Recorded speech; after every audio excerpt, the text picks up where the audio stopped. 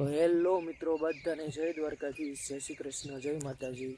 તો આપણે અત્યારમાં આવી ગયા છીએ આપણા વાડે, અને હવે આજથી તો આપણે અહીં શરૂ કરી દીધું છે વાડે ઢોર બાંધવાનું। તો ચાલો હું તમને આગળ મારો વાડો અને આપણી ભેંસો અને ગાયો બતાવું। તો વિડીયોમાં બધા બન્યા રહેજો, અને વિડીયો ગમે તો એક લાઇક, શેર ને સબસ્ક્રાઈબ કરવાનું ભૂલતા નહીં। આપણે વાડે તો એક આપણી જો છે ને ઘરની ભેંસની પાડી છે, એને એક લાવ્યા છીએ, પછી બે નાની પાડી લાવ્યા છીએ, અને એક ઓલી જર્સી ગાય લાવ્યા છીએ વાડે। અહીંયા ચોમાસામાં થોડુંક આમ વરસાદ ને એવું હતું, એટલે બધું ફરતે વાડ ને એવું બધું તણાઈ ગયું હતું। તો એ મારા બાપાએ બધું હરખું કરી નાખ્યું છે, વાડ ને બધું સીંડા પડી ગયા હતા। તો એ આપણે જો બાવળ કાપીને બધું ચકાચક કરી નાખ્યું છે, અને અહીંયા જો આપણી બાવળી સરે છે।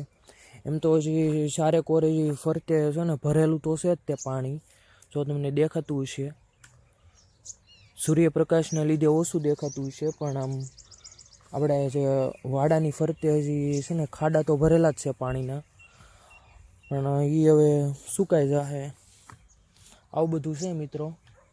તો આપણે આજથી શરૂ કરી દીધું છે આપણા વાડે ઢોર બાંધવાનું, બરાબર। તો હવે આપણે અત્યારે તો વાડે આવ્યા છીએ, હવે આપણે વાડેથી જવાનું છે ઘરે। તો ચાલો હું તમને હવે ઘરે જઈને આપણે મળીએ, બરાબર। હવે આપણે ઘરે જઈને આમે આપણે ગાયોનું મિલ્કિંગ કરવાનું છે, ને આપણે જે થોડું ઘણું કામ છે એ કરશું। તો ચાલો આપણે ઘરે જઈને મળીએ। આપણે વાડેથી તો ઘરે આવી ગયા છીએ, અને હવે આપણે ઘરે બધું ગાયનું ભેંસનું મિલ્કિંગનું કામ કરવાનું છે। તો ચાલો આપણે મિલ્કિંગ કરી લઈએ।